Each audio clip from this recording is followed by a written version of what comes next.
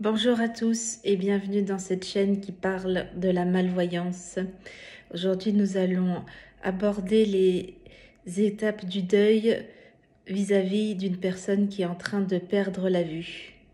Parce que à l'INJA, quand je suis arrivée à 11 ans, il y avait plein d'ados, pré-ados qui étaient en train de perdre la vue, généralement avec une maladie par exemple, la rétinite pigmentaire, le champ visuel qui diminue de plus en plus. Et à cette étape, ils avaient le cul entre deux chaises. Ils voyaient trop pour utiliser la canne blanche, mais ils voyaient plus assez pour lire un bouquin ou écrire droit. Et quand on est malvoyant, on veut se servir encore de son reste visuel. Je vois, je ne suis pas aveugle, donc je ne veux pas apprendre le braille. On est dans le déni. Et c'est pour ça que je voulais faire cette vidéo pour vous montrer comment on accepte la courbe du deuil. Donc, le premier, c'est le déni. Pourquoi moi et pas quelqu'un d'autre? Pourquoi est-ce que ça m'arrive à moi? Pourquoi quand j'étais petit en primaire, je voyais bien, j'arrivais à lire au tableau au dernier rang, j'arrivais bien à écrire, et que maintenant, arrivé au collège, j'arrive plus à lire au tableau, j'écris pas droit, et je suis obligée de passer en braille. Pourquoi? Bon. Après, la colère, et ben, c'est non, je veux pas apprendre le braille, j'ai encore un reste visuel, le braille c'est pour les vrais aveugles, moi non. Après, nous avons le marchandage. Alors, je ne sais pas trop à quoi ça correspond, faudrait pas trop que je dise ça. Mais, ah si, un exemple de marchandage, c'est les adultes, enfin, on essaye de marchander avec les adultes. Par exemple, à l'école, tu es obligé d'apprendre le braille pour pouvoir suivre, mais tu peux ne pas utiliser la canne blanche encore, parce qu'il te reste un assez bon reste visuel. Ou tu peux écrire en noir s'il faut écrire une page. Par contre, si tu as tout un devoir à rendre, il faut que tu écrives en braille. En fonction de la quantité de choses à écrire, on essaye de jouer entre les deux. Ensuite, quatrième, la dépression. Voilà, on n'est pas bien, on ne veut plus rien faire. Bon, pas besoin de vous donner des conseils. On est au fond du trou. Cinquième, l'acceptation. On se rend bien compte que les profs ne peuvent plus nous lire en noir, qu'on met beaucoup plus de temps à écrire en noir qu'en braille. Et bon, on fait avec. On fait avec. Bon, c'est très dur. Et finalement,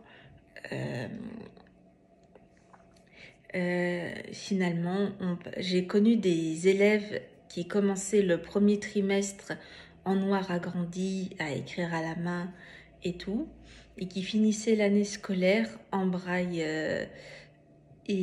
super contents parce qu'ils n'avaient plus besoin de fatiguer leurs yeux à lire, ils pouvaient s'en servir autrement.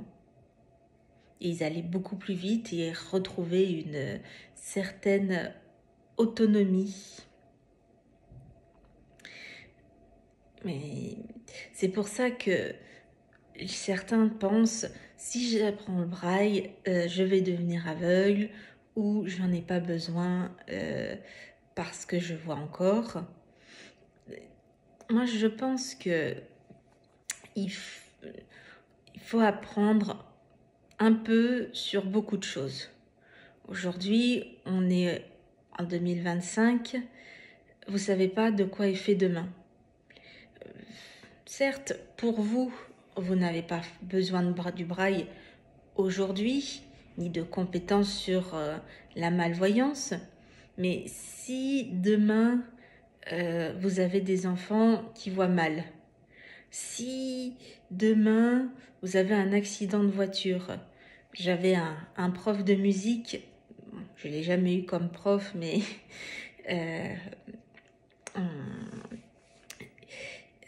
il a eu un accident de voiture, il a perdu la vue, on a dû lui enlever ses 2 yeux et il avait des yeux en verre. À 40 ans, il a dû tout réapprendre.